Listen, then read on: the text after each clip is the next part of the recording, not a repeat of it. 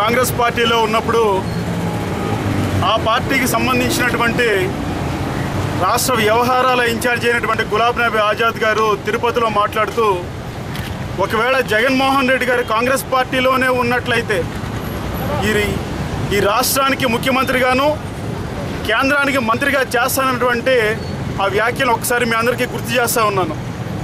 అంటే ఒకవేళ కాంగ్రెస్ పార్టీలో ఉంటే ఈ దేశానికి మంత్రిగాను ఈ రాష్ట్రానికి ముఖ్యమంత్రిగాను అయ్యేటటువంటి మా నాయకుడు జగన్మోహన్ రెడ్డి గారిని ఈరోజు చెంచల్గూడ జైల్లో ఉండటం అనేది ఈ రాష్ట్ర ప్రజలందరూ కూడా ఒకసారి ఆ మాటలు గుర్తు చేసుకోండి.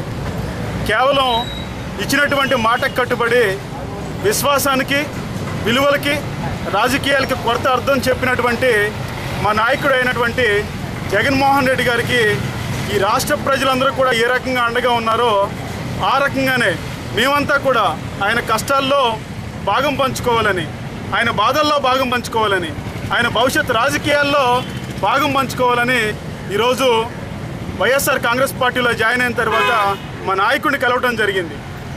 ఇంకొక విషయం ఏంటంటే, మొన్న మధ్యన ఒక 9 మంది శాసనసభ్యుల్ని సస్పెండ్ చేస్తున్నారని చెప్పి పిసిసి అధ్యక్షులు స్వయంగా చెప్పినప్పటికీ కూడా ప్రతిపక్ష నేత అయినటువంటి చంద్రబాబు నాయుడు గారు విజయవాడలో మీకోసం పాదయాత్ర చేస్తూ ఉన్నారు. ఆయన మీకోసం అనేటువంటి మాటకి స్పష్టమైనటువంటి అర్థాన్ని ప్రకటించాల్సిన అవసరం ఉంది.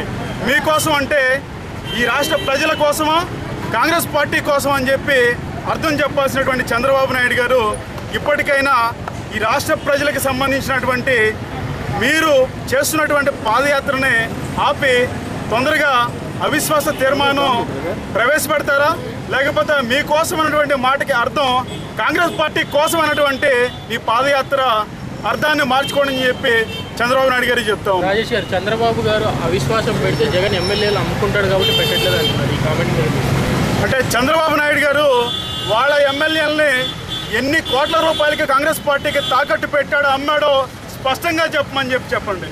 ఈరోజు జగన్మోహన్ రెడ్డి గారి వెనకమల ఉన్నటువంటి మేమంతా కూడా కేవలం ఇచ్చినటువంటి మాటకి రాజశేఖర్ రెడ్డి గారి కుటుంబానికి అండగా నిలబడాలనే ఉద్దేశంతో పదవుల్ని, అంతేకాకుండా మా పార్టీలను త్యాగం చేసి వచ్చాం. కానీ వారిలాగా వారి ఎమ్మెల్యేలు తాకట్టు పెట్టి మాత్రం ఈరోజు వైఎస్ఆర్ కాంగ్రెస్ పార్టీ గారు కూడా ఇంచుమించి ఇలాంటి మాట అన్నారు. అమ్ముడుపోయిన వాళ్ళు వైఎస్ఆర్ కాంగ్రెస్లోకి వెళ్తున్నారు.